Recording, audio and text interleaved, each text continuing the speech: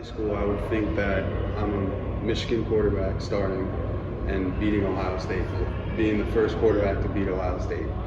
And it's just so crazy how life takes turns left and right. And moral of the story, I never would have thought I'm a tight end at Syracuse.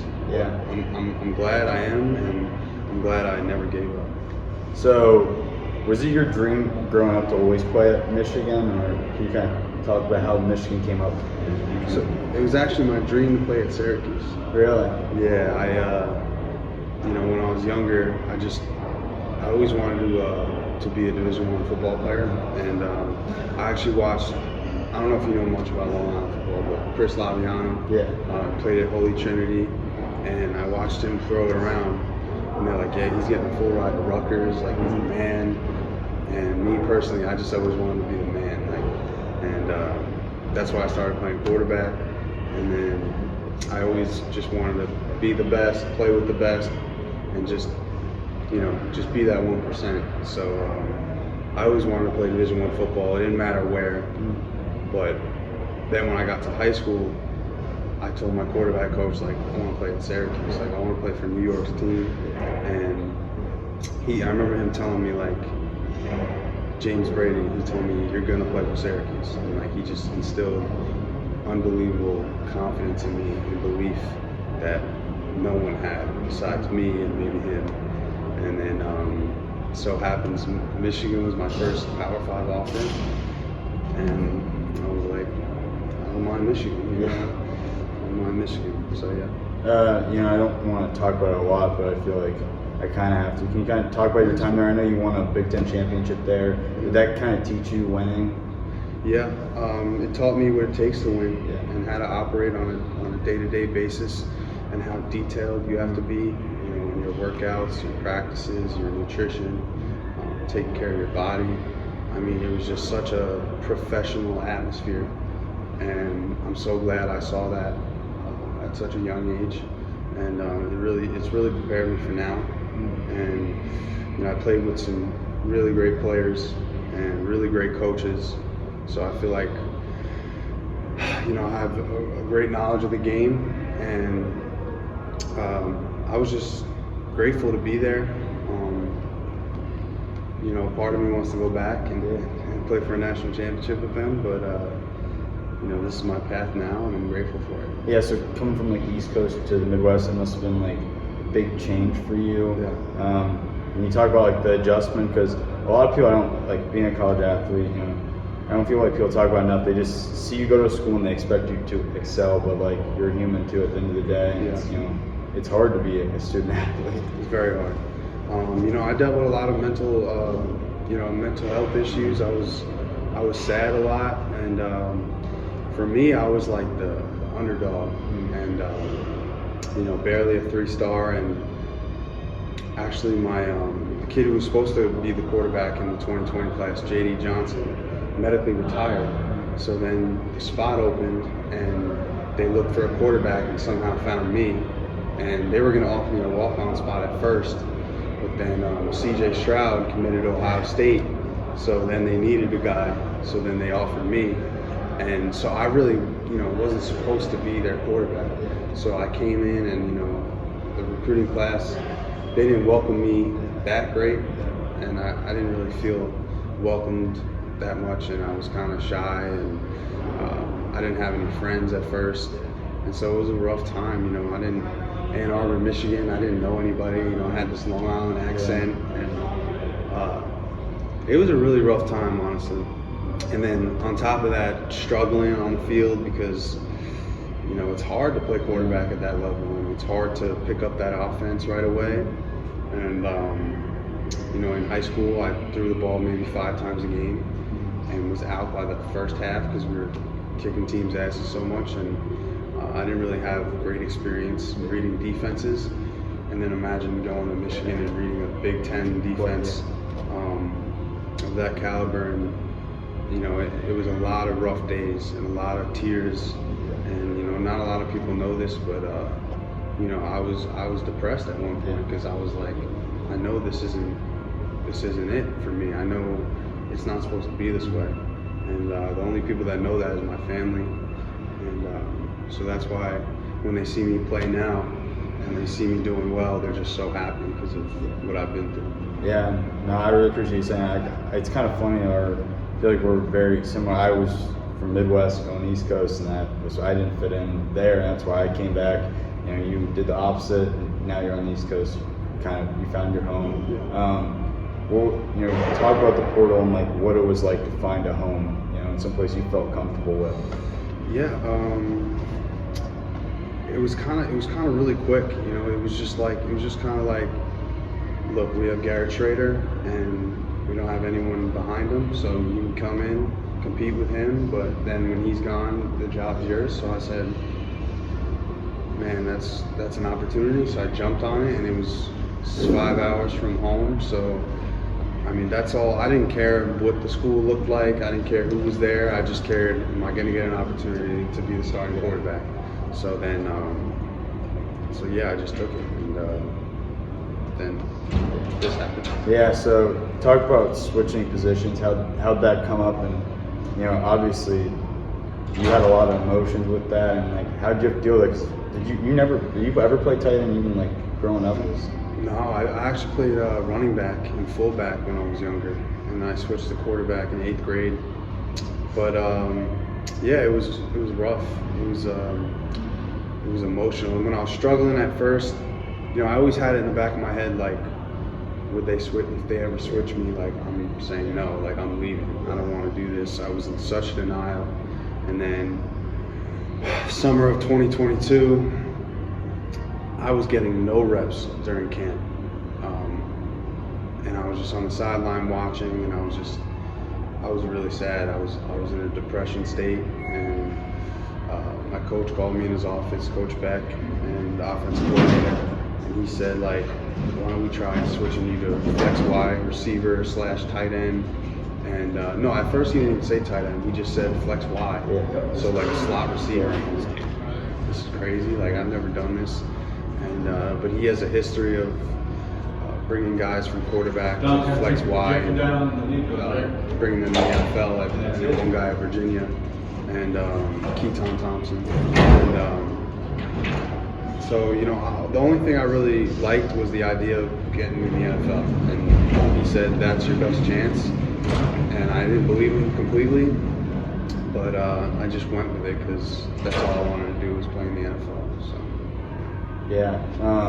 So, you know, switching this position, you know, having the season you had, off season, like, what are some things you want to improve upon? And, you know, after actually playing a season, you know, as a tight end, you know, what were the growing pains kind of like, I guess?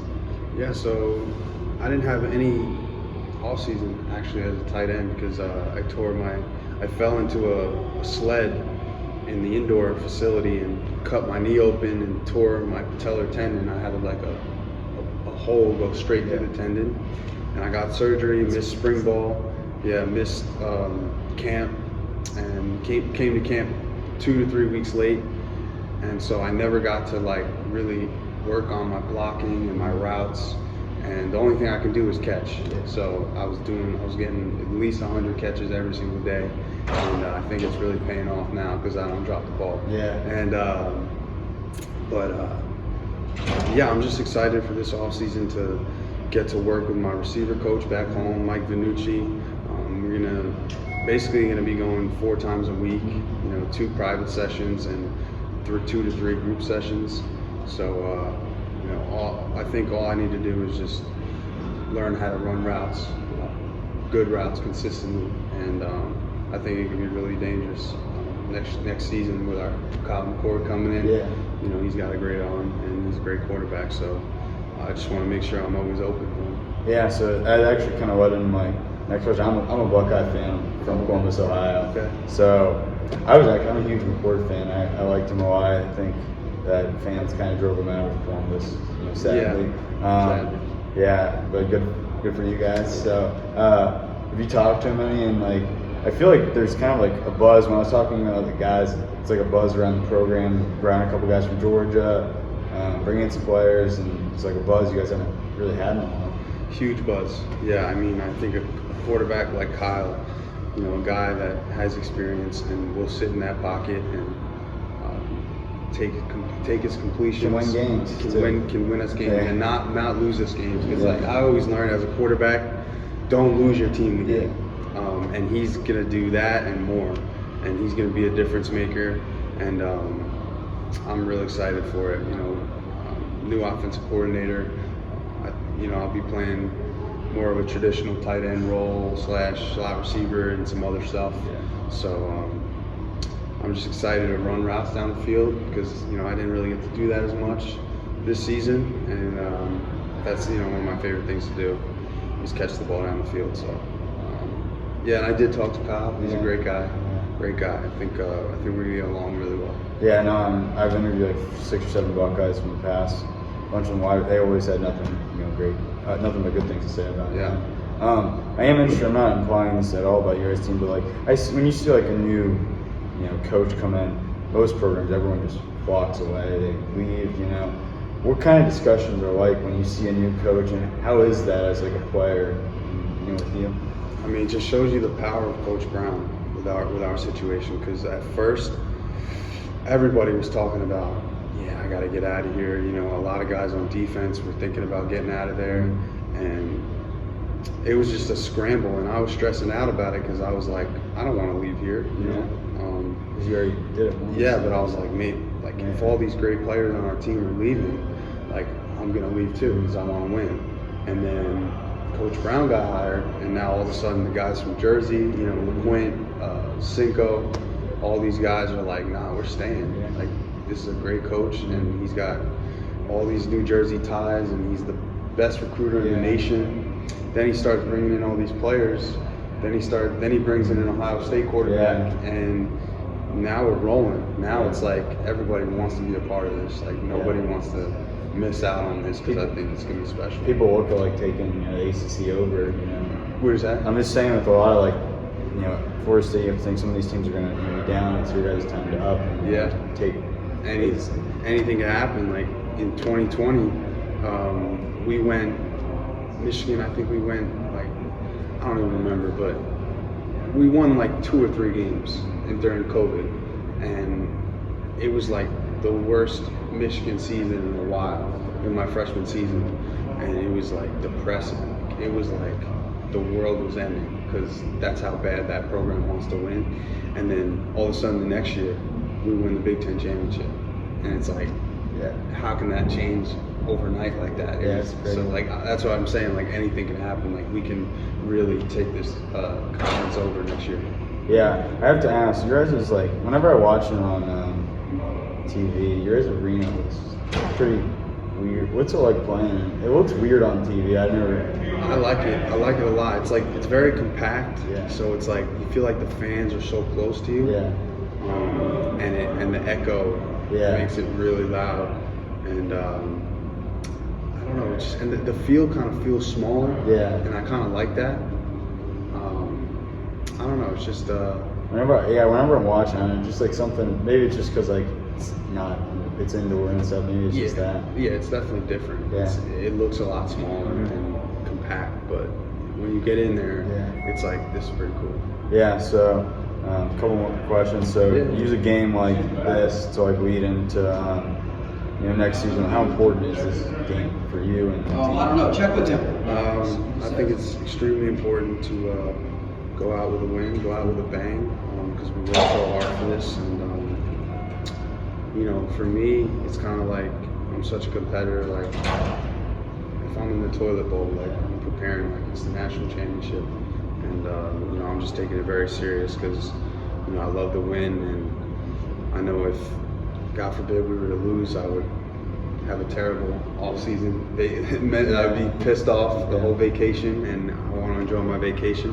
So I'm just trying to put everything I can into this game. Yeah, I imagine I know when we went on trips like this, it was a great bonding moment. And you use these experiences to get to know your teammates outside of just facilities and environment.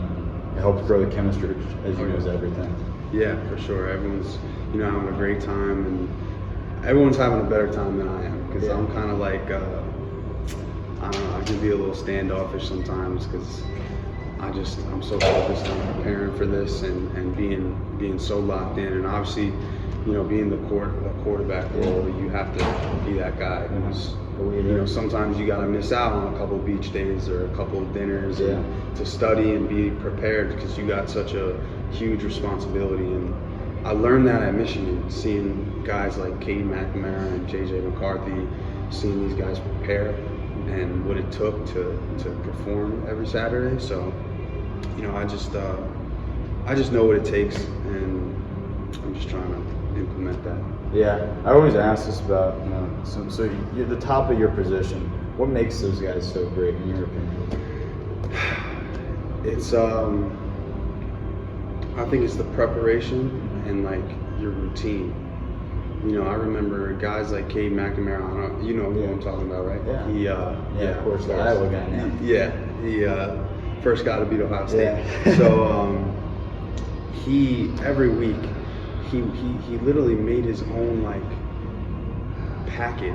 It was like 4 pages of just questions about the other team, and he printed it out himself, and he would fill it out like Monday he would do red zone, Tuesday he would do this, Thursday third down. Like he just did it every night, and he was.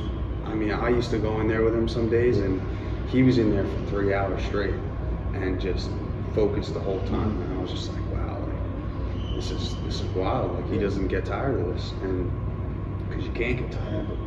And just his the preparation, and then your routine in the off season. I know I got my December 27th to January 15th is when I'll be home before spring semester starts, and I can tell you everything I'm doing I can tell you what I'm doing on Tuesday at 11 o'clock. I have it written down, and you just need a routine and a plan to get better. Yeah, well, like in my sport, it was very mental because it's one-on-one. I'm interested in like the mental side of football when you're out there. Can you kind of talk about? Yeah, so the mental thing is tough that it took me a while to conquer, and I'm still conquering it. But it's really just, it's confidence. I tried meditation, breath work, but for me, I think the best thing that works for me right now is just prayer. And I don't know if you believe in God, but I just pray around the clock that, God keeps me on the right path, and He keeps me focused. And another thing that's been working for me is just, I take a little alpha brain pills, a little supplement, and it kind of just keeps me focused. And I kind of just always tell myself, one play at a time. Don't think about the result. Think about what you're doing in that moment. So, just take it one play at a time. And if it's tennis, just think about your technique. How am I going to hit this one? How am I going to hit this one? Not, if I do this, what if the ball goes there or there? Like, no, just think about the process, and I think you'll be successful. Yeah, only your opinion on it. So, like, for me, I played literally every sport growing up, and until like sophomore year of high school, you kind of got to make a choice a little bit. I had to, but not everyone has to. But did you play any other sports growing up? And talk about like, you think those help you as a player? Yeah, so growing up, I did karate, wrestling, baseball, lacrosse, football, and basketball. So I did a lot of different sports. But then in high school, I just ended up doing lacrosse and football. And I think playing different sports is great. It's great, you do different movements, and you teach your body different things. And it's cool to be on different teams, and you just learn a lot about what it takes to win as a team, and you get to be a leader in different ways. I think playing different sports is great, and it's great if you're a kid who wants to get a scholarship. I know the guy who plays 3 different sports will be favored over the kid who just plays football. So, last 2 questions. I don't want to take too much time. I have to ask, because what was it like actually being on the field for like the big game? Surreal, absolutely surreal. Like, the snow was coming down, and then 110,000 people. And the most surreal moment was at the end of the game when everybody rushed the field, and all of a sudden you just look up and you just see all the fans running down, jumping the fences, and you're like, oh my God. And like this, snap of a finger, you can't move. It was so packed, and I found my brother somehow, and I'm hugging my family, and me and my brother snuck into the lot. As I'm like trying to get through, me and my brother were like hugging each other, trying to get through, because you're just getting smacked on the helmet. Like, I remember some dude smoking a cigarette right in my face, and it was wild. It was chaotic. Like you'll never forget for the rest of your life. I'll never forget it. Like, I remember a fan tagging me in a picture of me trying to get through the crowd, and they were like posing on my back. You didn't even see them. Like, it was absolute mayhem. It's like your brain's overloaded. You just don't know even what to think. Yeah, it was just you're just smiling the whole time. And then me and my brother snuck through the crowd and actually snuck him in the locker room. Really? So he was hyped that I got him through there. And I actually missed Jim Harbaugh's speech because it was so hard to get through. So, but it was wild moment. Never forget. Yeah, so that's crazy. So we always finish off with this. It's kind of a deep question. So when your career is over down the line, how do you want to be remembered? I want to be remembered as relentless. You know, a guy that was a winner and did whatever it took to win, and just a playmaker who,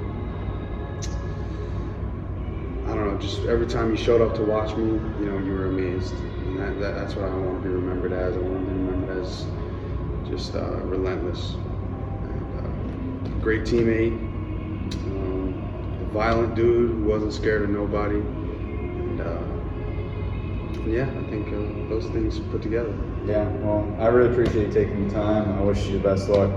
I'm already planning on when you guys play Pitt. It's a quick drive. Oh, for sure. Check out the game. So. Come say hello to me before. For sure. Awesome. Thank you, man. I appreciate you, brother. Thank you. Thank you, man. All right.